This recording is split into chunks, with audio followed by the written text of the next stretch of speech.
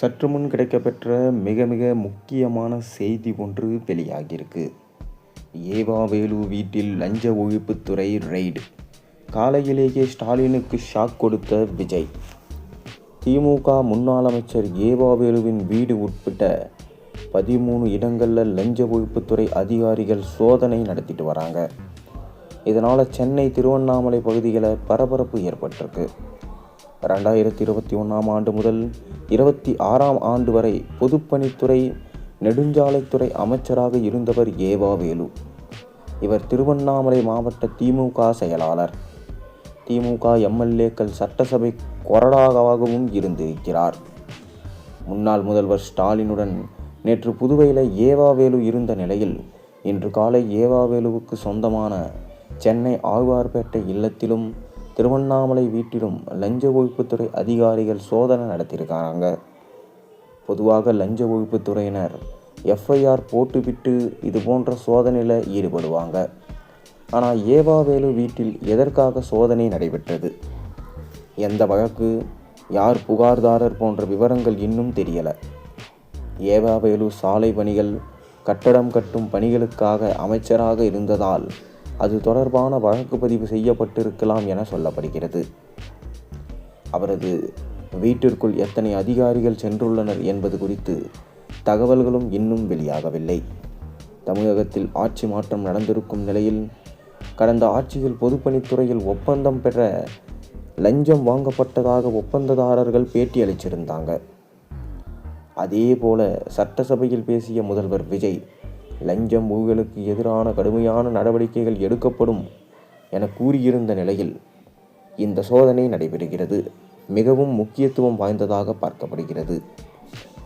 முன்னாள் சென்னை மாநகர காவல் ஆணையரான அருண் IPS லஞ்ச ஒழிப்பு மற்றும் கண்காணிப்புத்துறை இயக்குநராக பொறுப்பேற்ற பிறகு அவரது உத்தரவின் பேரில் தமிழகம் முழுவதும் உள்ள அரசு துறைகள் மற்றும் முறைகேடு புகார்களுக்கு உள்ளான இடங்களில் அதிரடி சோதனைகள் தற்போது நடைபெறுகின்றன. அருண் IPS இயக்குநராக பொறுப்பேற்றவுடன் தனிநபர்கள் மட்டுமின்றி மக்கள் அதிகம் புழங்கும் மற்றும் லஞ்சம் புகார்கள் தொடர்ச்சியாக வந்த முக்கிய அரசு அலுவலகங்களை இலக்கு வச்சு ஆபரேஷன் நடத்த உத்தரவிடப்பட்டிருக்கான். 62 சர்பதிவாளர் அலுவலகங்கள், தமிழகம் முழுவதும் உள்ள 62 சர்பதிவாளர் அலுவலகங்களில் ஒரே நேரத்தில் லஞ்ச ஒழிப்புத்துறை அதிகாரிகள் அதிரடி சோதனை நடத்தினாங்க. இதில் கணக்கில் வராத சுமார் 38 லட்சம் ரொக்க பணம் பறிமுதல் செய்யப்பட்டது. சர்பதிவாளர் அலுவலகங்களை தொடர்ந்து சென்னை, காஞ்சிபுரம், வேலூர், திருச்சி, தருமபுரி உள்ளிட்ட தமிழகத்தின் 40 RDO அலுவலகங்களில் ஒரே நேரத்தில் கதவுகளை மூடி லஞ்ச ஒழிப்புத்துறையினர் சோதனை நடத்தினாங்க. இந்த சோதனையில் கணக்கில் வராத 32 லட்சம் ரொக்கம் மற்றும் ஜிபே மூலம் லஞ்ச பணம் பரிமாற்றம் செய்யப்பட்டதற்கான ஆதாரங்கள் 6 லட்சம் வரை கைப்பற்றப்பட்டு விசாரணை நடத்தப்பட்டு வருகிறது. லஞ்ச ஒழிப்புத்துறை இயக்குநராக அருண் IPS பதவியேற்ற பிறகு ஏற்கனவே நிலுவையில் இருந்த மற்றும் புதிய ஊழல் புகார்கள் மீதான விசாரணைகள் வேகம் எடுத்திருக்கு.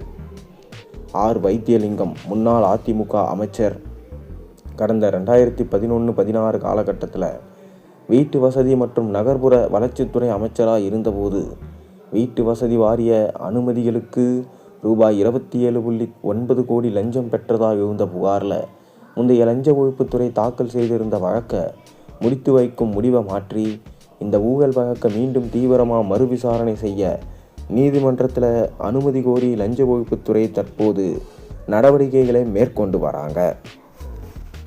மேலும் முன்னாள் அமைச்சர் செந்தில் பாலாஜியின் சகோதரர் அசோக்குமார் மீது 3 ஆண்டுகளாக நடவடிக்கை எடுக்காமல் தற்போது நடவடிக்கை எடுப்பது ஏன் என்று உயர்நீதிமன்ற மதுரை கிளை கேள்வி எழுப்பியிருக்காங்க. 2023ஆம் ஆண்டு மே 26ஆம் தேதி சோதனைக்கு வந்த வருமான வரித்துறை அதிகாரிகளின் காரை உடைத்ததாக அசோக்குமார் மீது தொடரப்பட்ட வழக்கில் உயர்நீதிமன்ற மதுரை கிளை கேள்வி எழுப்பியிருந்தது.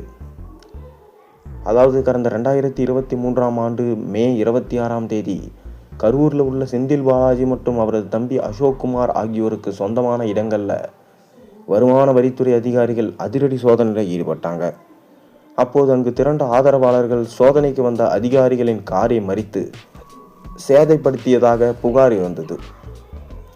இந்த சம்பவம் தொடர்பாக அசோக்குமார் உள்ளிட்ட பலர் மீது கரூர் காவல்துறையினர் வழக்கு பதிவு செய்து விசாரணை நடத்தியிருந்தாங்க. இந்த வழக்கு நிலுவையில் உள்ள சூழலில் அசோக்குமார் தரப்பில் உயர்நீதிமன்ற மதுரை கிளையில் முன்ஜாமீன் மனு ஒன்று தாக்கல் செய்யப்பட்டது. அந்த மனுவில் 2023 நடந்த நிகழ்வின் போது மனுதாரர் சம்பந்தப்பட்ட இடத்தில் இல்லை, பிரச்சனை செய்ய தூண்டியதாகவே வழக்கில் சேர்க்கப்பட்டுள்ளதாக தெரிவிக்கப்பட்டிருக்கு. இந்த மனுவை விசாரித்த நீதிபதிகள் காவல்துறை மற்றும் அரசு தரப்பு நோக்கில் பல அடுக்கடுக்கான கேள்விகளை எழுப்பியது. அதில் செந்தில் பாலாஜியின் சகோதரர் அசோக்குமாரை 3 ஆண்டுகளாக கைது செய்யாதது ஏன்? அது மட்டுமில்லாமல் இத்தனை ஆண்டுகளாக நடவடிக்கை எடுக்காமல் தற்போது நடவடிக்கை எடுப்பது ஏன் என்று கேள்வி எழுப்பினாங்க. கடந்த வாரத்தில் சென்னை MRC நகரில் உள்ள செந்தில் பாலாஜியின் வீட்டில் திடீரென காவல்துறை சோதனை நடத்தினாங்க. அந்த சோதனை செந்தில் பாலாஜியின் சகோதரர் அசோக்குமாரை கைது செய்ய நடத்தப்பட்டது என சொல்லப்படுது. தொடர்ந்து சட்டசபையில் விஜய் என்ன சொல்லியிருந்தார்? ஊழல் செய்த அமைச்சர்கள் யாராக இருந்தாலும் தப்பிக்க முடியாது, யாரையும் நான் விடமாட்டேன். இதன் பேரில் தான் தற்போது செந்தில் பாலாஜி, அவரது தம்பி அசோக்குமார், KN நேரு, ஏவாவேலு, பொன்முடி போன்ற அமைச்சர்கள் இனி தப்பிக்க வாய்ப்பே கிடையாது. தொடர்ந்து இவர்கள் மீதாக இருக்கும் புகார்களை ஃபைல்ஸாக ரெடி பண்ணி தற்போது உள்துறை அமைச்சர் அமித்ஷாவை சந்தித்து விஜய் கொடுக்கலாம் என சொல்லப்படுகிறது. மேலும் தமிழ்நாடு எரிசக்தி வளம் மற்றும் சட்டத்துறை அமைச்சர் CTR நிர்மல்குமார் தமிழ்நாடு மின்சார வாரியத்தின் நிதி நிலைமை, செலவினங்கள் குறித்து வெள்ளை அறிக்கை வெளியிடப்படும் என அறிவிச்சிருந்தார். அதன்படி 25ஆம் தேதி காலை 10:30 மணி அளவில் தமிழ்நாடு மின்சார வாரிய தலைமை அலுவலகத்தில் உள்கட்டமைப்பு நிதி, மனிதவளம், தளவாட பொருட்கள், நடைபெற்று வரும் திட்டப்பணிகள், வருவாய் மற்றும் செலவினங்கள் குறித்து விரிவான வெள்ளை அறிக்கையினை அமைச்சர் CTR நிர்மல்குமார் வெளியிடுகிறார். தமிழகத்தின் பொதுநிலை குறித்த விரிவான வெள்ளை அறிக்கையை நிதியமைச்சர் வெளியிட்டிருக்கார். இந்த ஆவணம் மாநிலத்தின் பொருளாதார யதார்த்தத்தை புள்ளி விவரங்களோடு விளக்குது. அதன்படி தமிழ்நாட்டில் நேரடி கடன் கடந்த 5 ஆண்டுகளில் கணிசமாக உயர்ந்து 10 லட்சம் கோடி தொற்றுக்கு. இது மாநிலத்தின் ஒட்டுமொத்த உற்பத்தி மதிப்பில் 28.3%. மேலும் தமிழ்நாட்டின் தனிநபர் கடன் சுமை சராசரியாக 1,28,934 அதிகரிச்சிருக்கு. மேலும் மாநிலத்தின் நிதி நிர்வாகத்தில் நிலவும் 6 முக்கிய கவலைகளை இந்த வெள்ளை அறிக்கை முதன்மைப்படுத்தது.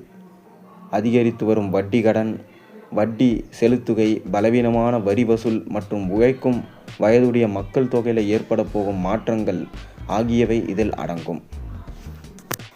தொடர்ந்து இந்த வெள்ளை அறிக்கை செந்தில் பாலாஜிக்கு பெரும் சிக்கலை ஏற்படுத்தும்.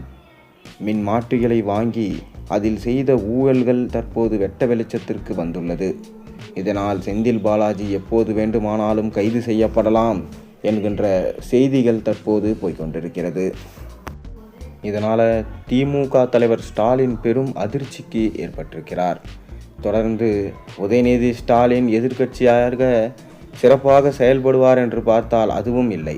மேலும் அப்பாவை காணும் என்று தமிழக முதலமைச்சர் விஜய் சட்டசபையில் கேலி செய்து பேசியது சலசலப்பை ஏற்படுத்திய நிலையில் சீக்கிரமே வந்து விடுவார் உள்ளே என திமுக முன்னாள் அமைச்சர் KN நேரு பேசியிருக்கிறது பரபரப்பை ஏற்படுத்தியிருக்கு.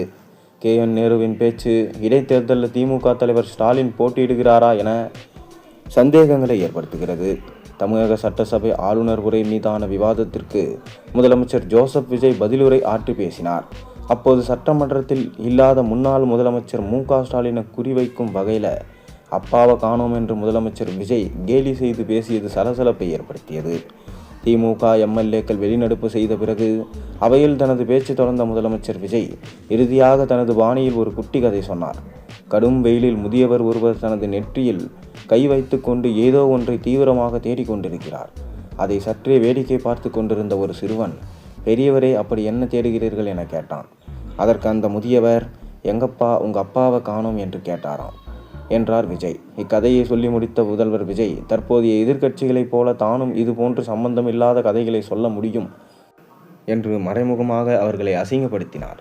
திமுக தலைவர் ஸ்டாலின் கொளத்தூர் தொகுதியில் தோல்வியடைந்தது குறித்து விஜய் அசிங்கப்படுத்தியிருக்கிறார். இதற்கு KN நேரு நம்முடைய தலைவரை பார்த்து கேட்கிறார், உங்கள் அப்பாவை காணோம் என்று. வருவார், சீக்கிரமே வந்து விடுவார் உள்ளே, அதுதான் எங்களால் சொல்ல முடியும். எவ்வளவு விரைவாக அவர் வர வேண்டுமோ சட்டமன்றத்தில் வந்து மீண்டும் பொறுப்பேற்பது உறுதி என கூறியிருக்கிறார். தொடர்ந்து திமுக மீது நடத்தப்படும் ரைடுகளுக்கு ஸ்டாலின் சட்டமன்றத்துக்குள் சென்று பதிலடி கொடுப்பார் என எதிர்பார்க்கப்படுகிறது.